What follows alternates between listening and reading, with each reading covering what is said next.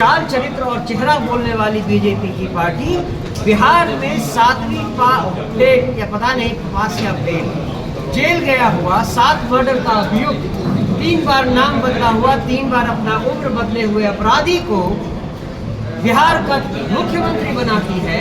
इलाज प्रजा के हाथ में। पुनर्गठन की प्रक्रिया चालू हो गई है। पंचायती राज चुनाव में जनसुराज एक अच्छा, बड़े बड़े लोग, बहुत सारे सफेद पोश लोग इन्वॉल्व हैं और वो जानबूझकर इसको आगे नहीं बढ़ने पड़े, गुंडागर्दी करनी पड़े या सरकारी तंत्र का इस्तेमाल करना पड़े। जहानाबाद पहुंचे जनसुराज के प्रदेश अध्यक्ष मनोज भारती ने पार्टी कार्यकर्ताओं और नेताओं के साथ बैठक कर पार्टी को मजबूती का मूल मंत्र दिया।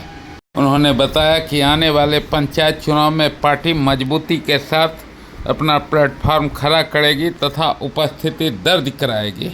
उन्होंने जिला कमेटी का पुनर्गठन करते हुए 19 नामों की घोषणा की, जिसमें 5 सलाहकार समिति तथा 14 जिला समिति के सदस्य नामित किए गए हैं। जिला अध्यक्ष के रूप में मुकेश कुमार को एवं महासचिव के पद पर अवधेश पासवान की तैनाती की गई है। वहीं महिला अध्यक्ष के रूप की कमान रेखा कुमारी को दी गई है। वहीं पार्टी के जिला प्रवक्ता के रूप में रुपेश पंकज का नाम शामिल है। किसान प्रकोष्ठ में धर्मवीर पांडे का नाम शामिल किया गया है।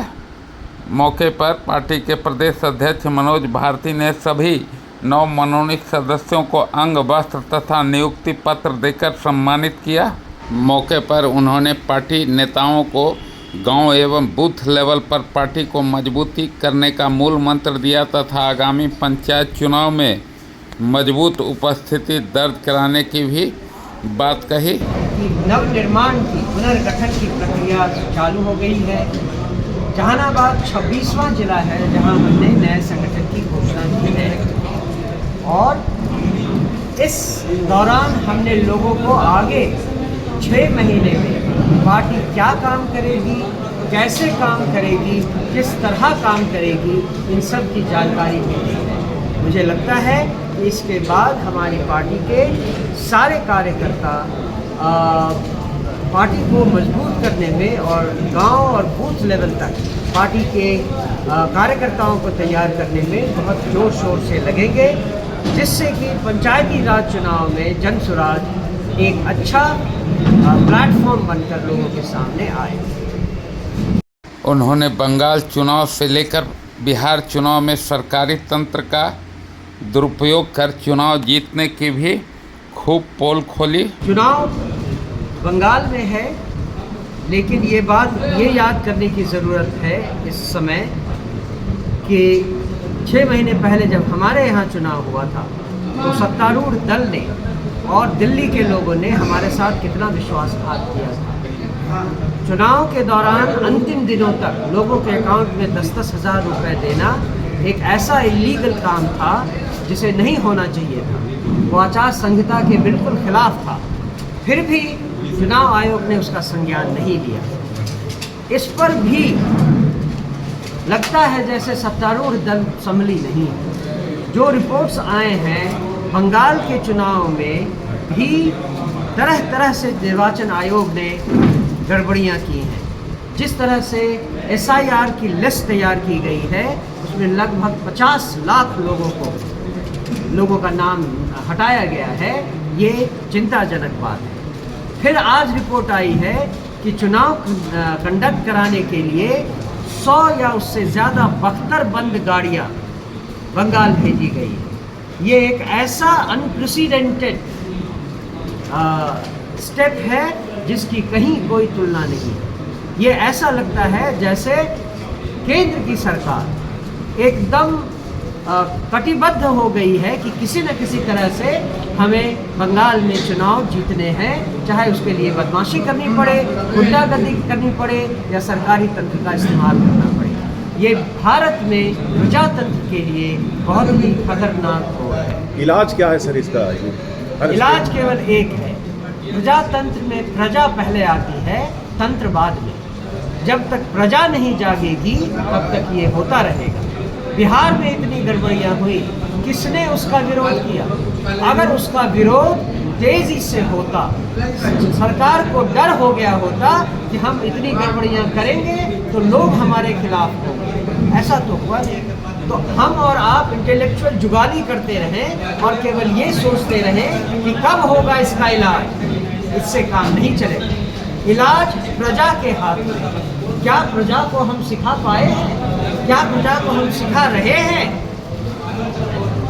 इस सवाल का जवाब ढूंढिए, आपको सारी समस्याओं का हल मिल जाएगा। आपकी पार्टी ने सम्राट को 7वीं फेल बताया था, अब वह सीएम बन गए हैं, क्या होगा अब आपका? ये तो एक और उदाहरण है कि जो केंद्र में आपके दो नौटंकीबाज बैठे हुए हैं वो बिहार के बारे में क्या सोचते हैं। वो चाल चरित्र और चेहरा बोलने वाली बीजेपी की पार्टी बिहार में 7वीं फेल या पता नहीं पास या फेल, जेल गया हुआ, 7 मर्डर का अभियुक्त, 3 बार नाम बदला हुआ, 3 बार अपना उम्र बदले हुए अपराधी को बिहार का मुख्यमंत्री बनाती है और चाल चरित्र चेहरा की बात करती है। वो इसका मतलब है कि बिहार को हमेशा पिछड़ा और दरिद्र बना के रखना चाहते हैं, जिससे कि बिहार में लोग कभी शिक्षित नहीं हो, बिहार में मजदूर पैदा होते रहे जो सूरत और अहमदाबाद की फैक्ट्री में जाकर काम करते रहे। उनको, इन दो नौटंकीबाजों को बिहार में विकास से कोई मतलब नहीं है।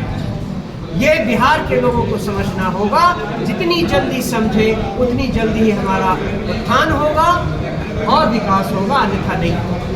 अभी पप्पू यादव के एक बयान पर सियासी घमासान मचा हुआ है। वही नीट छात्रा की जब हत्या होती है, अमानियत होती है, तो ये सवाल नहीं उठता है, लेकिन कल भाजपा ने इसके विरुद्ध में प्रेस कॉन्फ्रेंस किया है। क्या कहेंगे, जन स्वराज का क्या है फिर? जन स्वराज ने तो पहले ही इस इशू का विरोध किया था, इस पर जम के सरकार से लड़ाई भी की थी। प्रशांत किशोर जी जब जहानाबाद गए तो उसके इमीडिएटली बाद एक SIT का गठन हुआ, उसने काम नहीं किया तो एक CBI का गठन हुआ। अब रिपोर्ट आ रही है कि CBI ने अभी तक चार्जशीट तो फाइल ही नहीं की। मतलब साफ है, इस पूरी घटना में बहुत बड़े बड़े लोग, बहुत सारे सफ़ेद पोश लोग इन्वॉल्व हैं और वो जानबूझकर इसको आगे नहीं बढ़ने देना चाहते।